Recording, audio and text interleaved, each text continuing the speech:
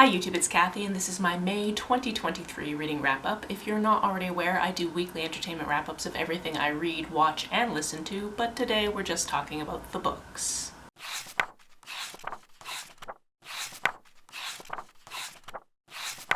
I just wanted to mention that I'm filming this on Monday, May 29th, having just completed the last two books that I'm going to finish in May, because tomorrow we are flying from Bucharest to Gatwick, London, and on Wednesday we are flying back home to Canada. So if all goes according to plan, this will actually go live while I'm over the Atlantic somewhere. I just kind of felt it was really fitting to wrap up my last month of reading in Europe while I was still in Europe.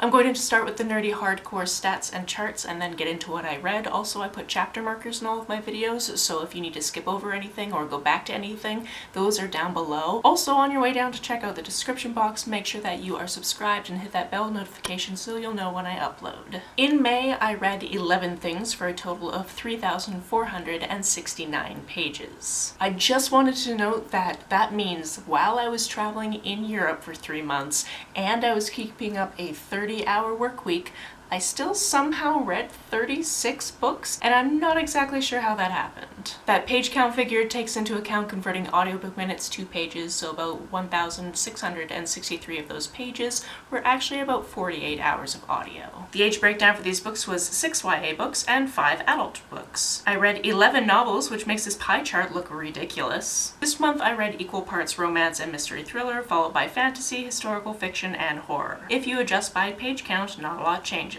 The biggest chunk of these books were from the library, but I also read books from NetGalley, Kindle, an independent bookstore, and an ARC from an author. I read 5 audiobooks, 5 ebooks, and 1 paperback. The biggest chunk of my books were in the 300 to 399 page range, and all but one of these books was published in the last couple of years. Most of these were written by women, and most of the protagonists were women. In terms of setting, most of them were set in the US, with a couple from the UK, other worlds, and Vietnam. In terms of diversity of subject matter, many of these books had none to speak of, but some were queer, to do with race, mental health, or intersectional. In terms of star ratings, this month I had 1 3-star read, 7 4-star reads, 2 4.5-star reads, and 1 5-star read. Let's start with our lowest rated read and work our way up to the highest, shall we? Also, this is slightly awkward because I know there is one author watching this because she's been watching my videos since before she became an author, and I think that she can do some quick math and realize her book is the first book I'm going to talk about. My 3-star read this month is Fairy War by E.J. Graham. This is a book about a guy named Clint. One day he's out in his garden and he just finds a very small fairy in there, and from this meeting he finds out that he is sort of a chosen one, if you will, and he's going to be instrumental in the fight between the fairies, who kind of live in our realm but also in other realms, and just humans don't really know about them, and they're probably gonna find out about them because of this massive war that's going on. There were some really great things about this. I could definitely picture some of this in my head. I also really enjoyed the fact that I would like to know what else is going to happen in the series because this is the first part of a series. However, I didn't really have solid ideas of what characters looked like, not in a visual term, but just there were so many of them, it was very easy to not keep track of them and not have an idea of, oh yeah, this is the one that's like this and what their attributes are and that type of thing. Also, I really couldn't get a sense of time in this book, so things would happen and I'd be like, haven't these people known each other for like 16 hours? What's going on? Why is this happening? All in all, 3 stars is not a bad rating, and if you do like books with fae aspects, I would suggest picking this one up. On to my massive list of 4-star reads, the first one being The Love Hypothesis. This is one that I meant to read when it was really, really big, and then it got really, really big, and when that happens, I tend to not want to read the things for whatever reason. This is a romance that has a fake dating trope in it, which I find oddly charming, so I obviously enjoyed this. It's about this woman who is picking where she's going to go next in her academic career, but she wears expired contacts that day, so she finds herself in a bathroom just waiting for the burning to go away, and as she's in there, she meets this guy and they have a whole conversation when she can't really see him. We flash forward a couple of years and she's in the lab and her best friend thinks that she's on a date because she told her best friend she's moved on from this guy she dated a couple of times who's actually perfect for her best friend. However, she's clearly not, so when her best friend sees her, she asks to kiss the first guy that walks down the hallway, and it's unfortunately a professor. However, they do decide to fake date at this point, not only because it works out for her friend's situation, but also because the school is holding back some of his research funds, and if he shows them that he's not going anywhere because he has, you know, a serious girlfriend, that might help along his research. This is full of tons of situations that really strain the fake dating aspect of this, and of course there's the whole contract of like, this is going to be an on-campus only thing, we're not going to have sex, all of these expectations, and then all of those things are blown away by just the circumstances of life, and I find it delightful. Next we have The Golden Spoon, which is a mystery thriller set on a show called Bake Week. So it's a baking competition. It takes place all in one week. Basically there are 6 contestants, and after each day one is knocked off until somebody at the end of the week wins something called the Golden Spoon.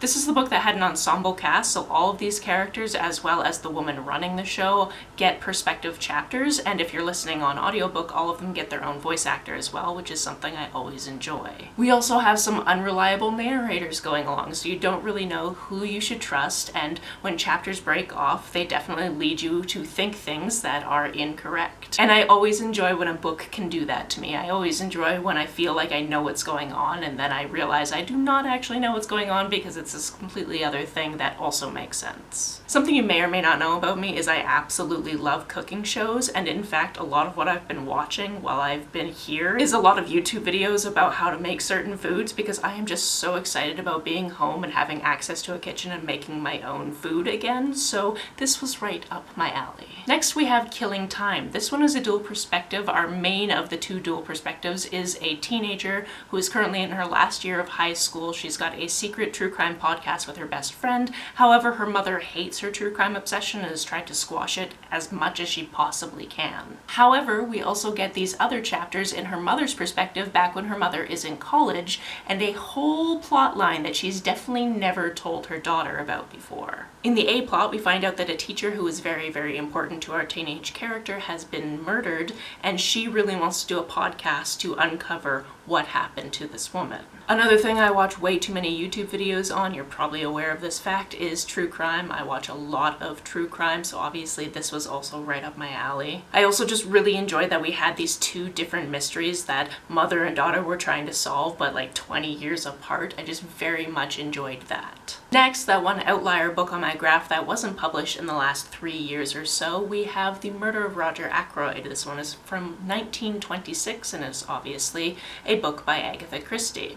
I knew nothing about this one going into it. I didn't even know if it was a Miss Marple, if it was a Poirot, or if it was some weird standalone. It does have Hercule Poirot in it. However, our perspective character is actually this man who lives in this small village. He's like a village doctor, if you will, and we get his perspective of what's going on in the village as he is part of the team trying to figure out how this person died in kind of a locked room situation. If you've never read this one, I highly suggest it. I've read a couple of hers before. I didn't really like the Miss Marple I picked up. I can't remember which one it was, but it felt like she was only in the book for like 25%. And it just didn't make any sense to me that she would understand what happened when she just wasn't there most of the time. And I found the detective in this one just kind of charming. If you've read this one before, I want you to let me know down below, did you know who the killer was? Because I actually figured it out, and I thought this is going to be so interesting if this is how this book works out, and then it did. You don't have to say who the killer was. You can just say, hey yeah, I read this and I saw it coming, or hey yeah, I read this and I did not see it coming, and then what you thought about that reveal. I just really love that we got this whole cast of characters. It could be, and all of these different reasons they could have done it, and then the reveal as to who did it, I enjoyed. Next, another mystery thriller, we have The Last Drop of Hemlock. This is the second in the Nightingale Mysteries series, and this was an arc, so I don't believe it's out yet, but I think it's out very, very soon. I did 5 books worth of wrap-ups and then realized my camera wasn't recording. That's super fun. In The Last Drop of Hemlock, which is the second in the Nightingale's Mysteries series, we have our main character named Vivian Kelly. By day, she makes delivery for a seamstress shop that her sister also works at, and by night, she actually works at a speakeasy. In the first book, she had to solve a murder mystery for reasons, and in the second book, somebody has died. The authorities think it's by that own person's hand. However, somebody in the family thinks that that is incorrect and there's probably something more nefarious going on, so she is tasked with figuring out which one of those 2 scenarios is the right choice. What I really like about this series so far is not only do we get a really good, interesting central mystery, but then we have these other intriguing things between characters. We have this really intriguing love triangle where nobody's really made a move yet, and then we also have this mystery about her mother, because near the end of the first book she met somebody who might have known her mother but didn't get to talk to that person, and that person just kind of disappeared, and we just really want to know more about her past. I was obviously already sold on giving this series a go when I found out it was historical fiction that was queer,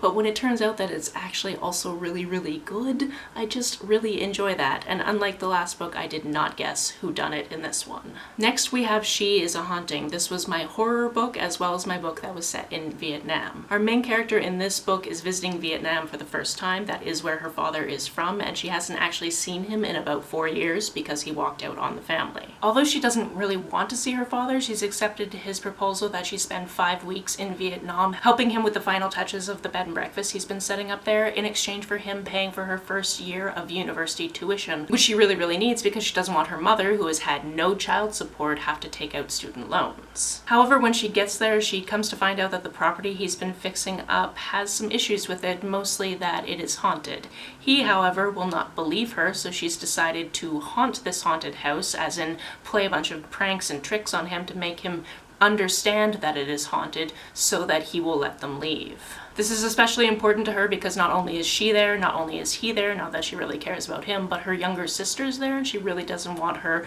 to firstly get hurt by this whole haunting situation, but secondly, she doesn't want her younger sister to know something about the past and why her father left. Another really interesting aspect of this book and what made me want to read it is our main character has sleep paralysis, which is something that my partner has. So I've witnessed it firsthand, and I've been told about it firsthand, but it's not something that I've had happen to me. And I found it very interesting, and I think it's a perfect thing to mix into a horror book like this. I do, however, have to not really tell Chad about that because he does not like horror things. If he watches a horror movie with me, he's watching The Wall 75% of the time, and I don't want to make his sleep paralysis worse if I can help it. The book that I finished just before I put my notes together and started filming this is Highly Suspicious and Unfairly Cute. This is about 2 characters and it is dual perspective, so you have 2 different voice actors if you are listening to the audiobook. Our female perspective is Celine. She is very driven, but she's not very popular. She is, however, pretty popular on TikTok because she makes these TikTok conspiracy videos, and she's got lots of followers on there. However, she really wants to become a lawyer, not only because she will get prestige and money and be able to pay back her mother, who has been a single mother for about the last 10 years, but she wants to rub her personal and career success in the face of her father, who just walked out on them about 10 years ago. Our other perspective is Brad. He and Celine used to be best friends about 4 years ago, and then they had somewhat of a falling out because he is very popular and very easy to look at, and she just finds it so frustrating that he gets everything he's ever wanted. I would like to note here that he also has OCD. I don't have OCD, so I can't tell you if this was very good rep, so maybe check out the reviews of people who do have OCD who have read this, but I really loved seeing that included in his character. These 2 are thrown back together because for very different reasons they want to get this scholarship from this woman that Celine basically idolizes, which means that they're probably going to have to work as a team, which means that they have to kind of have a ceasefire on this bickering that they've been doing back and forth for the past 4 years. However, when we get to this point of newfound friendship, they also realize that maybe they also have feelings for each other. This was delightful and full of moments where you just know these characters have to just figure it out, use the words, talk about their feelings, it's going to be fine, but the journey to get there is just so fraught and I enjoy it. My first 4.5-star book is Missing Clarissa. This is another book that is YA and has a protagonist that has a true crime podcast. This one is set in a very small town, and our main character and her best friend are tasked with having this project that they're going to work on all of their senior year. They have to put a certain amount of hours into it, so it's basically something to make their college applications look really good. Since they're allowed to work in pairs, the protagonist's best friend decides that they are going to have a true crime podcast to try to solve the mystery of this woman who went missing about 20 years previously in their small town. Lots of people to do with this case still exist in the small town. There's family members, there's people that might have been there the night she disappeared, there's also potentially the person that everybody thinks killed her, but nothing's really stuck. And obviously, if you're just going to go off and try to interview these types of people, that can be a little bit dangerous. That makes 2 different books that I read this month that have protagonists with true crime podcasts, and I read another one about 2 months ago, so 3 total on this trip. My other 4.5-star read is No Boy Summer. This is about a main character named Lydia. Her younger sister has always been the more mature one and decides that instead of going on a cruise with their parents for this summer, the 2 of them are going to stay in Los Angeles. They're both going to get either summer jobs or internships, and they're just going to focus in on what they want to do with their life and cut out all boy drama. Lydia agrees to this, and she doesn't feel like she's technically breaking the rules when a really cute girl keeps coming into her coffee shop, and she kind of starts up a flirtation with this girl. However, she also has enough self-awareness to know that even though Fran is not a boy, it's probably not in the spirit of No Boy Summer to be seeing Fran, so she does keep this from her sister Penny, and obviously this falls apart completely because of course it's going to. People are going to find out things like this. Something I'm coming to recognize about myself is I really enjoy books with characters around this age because it's such an age where there's a lot of pressure put on you, and there's a really big chance that you are going to try your best but still mess things up and then also have to come back from it, and that's something I really enjoy seeing in these books. I also really enjoyed that not only did this book necessitate a grand romantic gesture, it also necessitated a grand gesture towards her sister, who is obviously hurt when all of the secrets and lies come out. It's something you don't always see in books, and I just really enjoyed seeing that as well. My 5-star book is an arc I read from an author. I've actually read something from her before, and I'm excited to continue that series when it continues publishing. However, this one is a completely different standalone, I believe, book, and this one is called Our Own Little Underworld. This is a Hades and Persephone retelling where the characters live in a small town. They are teenagers. His mother actually works at a funeral home, and he has an alternative style, which means he gets picked on a lot. And she, up until this point, has been homeschooled. Her mother is very, very overbearing, but for her final year before college, her mother is actually letting her go to high school. Outside of the fact that it is a retelling, so I know that these characters were probably going to get together, I didn't know how this was going to go, so I'm not going to tell you any more about the plot and what they did from there. I am, however, going to tell you that this was just so sweet and lovely, and the recognizations of the characters realizing that certain things are abuse and you do not deserve abuse, and there are ways to move forward in your life, and you have to do what works best for you, and all of that was lovely. The romance was lovely. The characters they met along the way were lovely. I just very, very much enjoyed this. So if you enjoy your retellings, or you don't even care that it's a retelling, but you just want a really cute romance where people are just very supportive of each other, I definitely recommend picking up this one. If you want to hear me talk more about these books, or other books for that matter, the playlist for my weekly entertainment wrap-ups is always linked down below. I've been doing those for nearly 6.5 years, so there are a lot of book recommendations to be found. If you've read any of these, or you want to read any of these, let me know about it down in the comments below. On the way down to the comments, if you hit that subscribe button, that would be very nice of you. If you don't feel like leaving a comment but want to make sure that I know you were here, just leave me an emoji or a smiley face if you happen to be on your keyboard. Some people have asked if there's a way to financially support this channel, so I set up a Ko-fi account, which is a digital tipping service. The link for that, as always, is down below. You can like and share this as you see fit, and I will see you very soon, but I'll be in Canada. Bye.